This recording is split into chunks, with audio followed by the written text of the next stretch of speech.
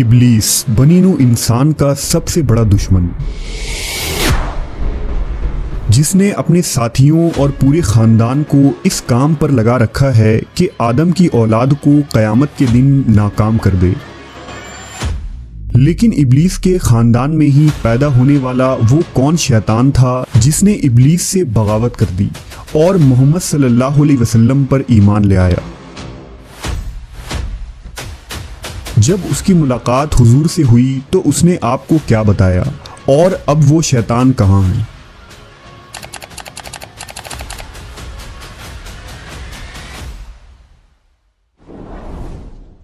अल्लाह तबारक व ताला ने इंसान को मिट्टी और जिन्नात को आग से पैदा फरमाया। उन्हीं जिन्नों में एक जिन जिसका नाम इब्लीस था, उसने आदम अलैहिस्सलाम को सजदा करने से इनकार किया था, जिसके पादाश में उसे बारगाह खुदाबंदी से निकाल दिया गया। इब्लीस ने ता क़यामत बनी आदम को गुमराह करने की कसम उठाई और इस तरह इंसान और इब्लीस की ये तारीखी जंग आज तक जारी है। दरअसल कौम जिन्नात की तख्लीक हज़रत आदम अलैहिस्सलाम से कई हज़ारों साल पहले ही की जा चुकी थी। इब्लीस जो कि कौम जिन्नात का एक फ़र्द था, उसे भी अल्लाह ने इंसानों की तरह शऊर और नस्ल बढ़ाने की क़ुव्वत बख्शी थी। बाज़ शयातीन ऐसे थे कि जिनको अल्लाह ने जोड़ों में पैदा किया था, और जिस तरह इंसानों में मर्द औरत के मिलाप से बच्चे होते हैं, उसी तरह शैतानों के अंदर शयातीन जिन और शयातीन जिन्नी के मिलाप से शयातीन बच्चों ने जन्म लिया। लिहाजा इब्लीस के अकरबा, साथी और उसकी औलादों में भी वक्त के साथ इजाफा होता चला गया और लश्कर इब्लीस बनी नू इंसान को गुमराह करने के लिए इस ज़मीन पर फैल गई। इब्लीस के मुख्तलिफ बेटे और पोते मुख्तलिफ कामों पर मामूर हो गए। उनमें कोई इंसानों में जिनाकारी को आम करता है, कुछ शयातीन लोगों में फितना और फसाद फैलाते हैं, तो कुछ इंसानों को आपस में लड़वाते हैं। इसी तरह शैतान की औलादें और ख़ानदान की तादाद बेइंतहा है, जो मुख्तलिफ बुराइयों को आम करते हैं और इंसानों को गुनाह में मुलव्वस करते हैं। लेकिन इब्लीस के उन तमाम बेटों, पोतों और ख़ानदान में एक शैतान ऐसा भी है जिसने अपने जद्द अमजद इब्लीस से बगावत की थी और गुमराही के उस रास्ते को छोड़कर राह हक पर गामजन हुआ था। ये शैतान इब्लीस का पोता था और उसने नबी करीम मोहम्मद सल्लल्लाहु अलैहि वसल्लम से मुलाकात की थी और आप पर ईमान लाया था। इस मुताल्लिक अहादीस और तारीख़ की मुख्तलिफ किताबों में एक मशहूर वाक़या बयान हुआ है, जो कुछ यूँ है। हज़रत अनस बिन मालिक और हज़रत उमर इब्न ख़त्ताब रज़ी अल्लाह ताला अन्हु से रिवायत है कि एक रोज़ हम नबी करीम मोहम्मद सल्लल्लाहु अलैहि वसल्लम के हमराह मक्का के जंगलात की तरफ निकले।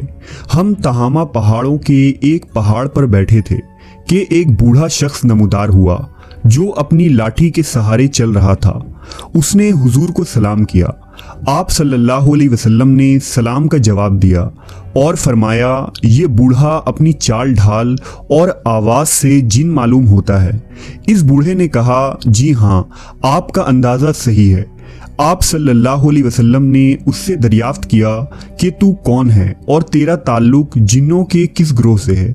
उसने कहा, मेरा नाम हामा है, मैं हीम का बेटा हूँ जो लाकीस का बेटा है और लाकीस इब्लीस का बेटा है। इस पर नबी सल्लल्लाहु अलैहि वसल्लम ने फरमाया, गोया तेरे और इब्लीस के दरमियान सिर्फ 2 पुश्तों का फासला है। उसने कहा, हाँ, आपने दुरुस्त कहा।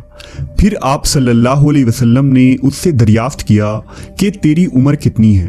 उसने कहा, या रसूल अल्लाह, जितनी उम्र इस दुनिया की है उतनी ही मेरी उम्र है, या शायद इससे कुछ कम होगी। जिन दिनों काबिल ने हाबिल को कत्ल किया था, उस वक्त मैं बच्चा था और मेरी उम्र चंद बरस की थी, मगर बात समझता था। पहाड़ों में दौड़ता फिरता था, लोगों का खाना और गल्ला चोरी कर लिया करता था और लोगों के दिलों में वसवसे भी डाल लेता था कि वो अपने अजीज़ व अक़रबा से बदसलूकी करें। इस पर हुजूर ने फरमाया, ये तो बहुत बुरा अमल है। उसने हुजूर से कहा, मुझे मलामत न फरमाइए, क्योंकि मैं उन लोगों में से हूँ जो हज़रत नूह अलैहिस्सलाम पर ईमान लाए थे और उनके हाथों तौबा कर ली थी और दावत दीन के काम में उनकी मदद की थी। یہاں تک کہ میں 1 سال تک حضرت نوح کے ساتھ ان کے مسجد میں رہا ہوں۔ میں نے ابراہیم علیہ السلام سے بھی ملاقات کی ہے، اور جس وقت ابراہیم کو آگ میں ڈالا جا رہا تھا اس وقت میں بھی ان کے ساتھ تھا۔ میں حضرت یعقوب اور یوسف علیہ السلام کی صحبتوں میں بھی رہ چکا ہوں، اور جب یوسف علیہ السلام کو ان کے بھائی کنویں میں ڈال رہے تھے تو میں بھی ان کے ساتھ تھا، اور یوسف علیہ السلام سے پہلے ہی اس کنویں میں پہنچ گیا تھا۔ میں حضرت موسیٰ علیہ السلام سے بھی مل چکا ہوں اور ان سے توریت سیکھی ہے، اور جب میری ملاقات حضرت عیسیٰ سے ہوئی تو میں نے موسیٰ علیہ السلام کا سلام ان تک پہنچایا تھا۔ حضرت عیسیٰ علیہ السلام نے مجھے انجیل سکھایا تھا، اور اے نبیوں کے سردار حضرت عیسیٰ علیہ السلام نے فرمایا تھا کہ اگر تم محمد الرسول اللہ سے ملاقات کرو تو میرا سلام ان کو پہنچانا۔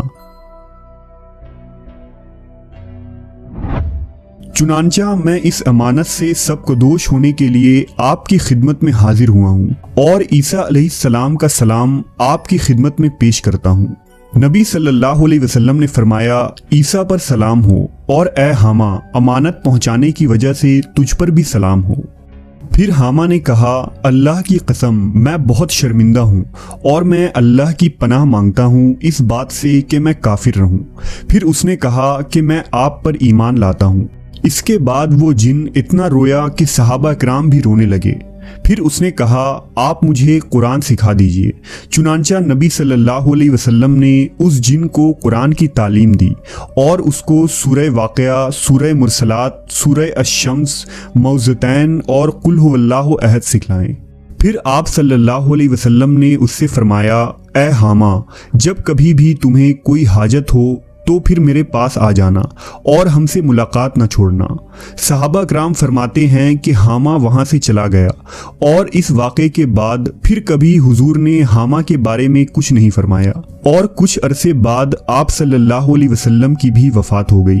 اللہ ہی بہتر جانتا ہے کہ اب حامہ زندہ بھی ہے یا مر گیا۔ ایک روایت میں حضرت عائشہ رضی اللہ تعالی عنہا سے منقول ہے کہ رسول اللہ صلی اللہ علیہ وسلم نے فرمایا، حامہ جنت میں ہے۔ بلا شبہ اللہ جسے چاہتا ہے ہدایت دیتا ہے۔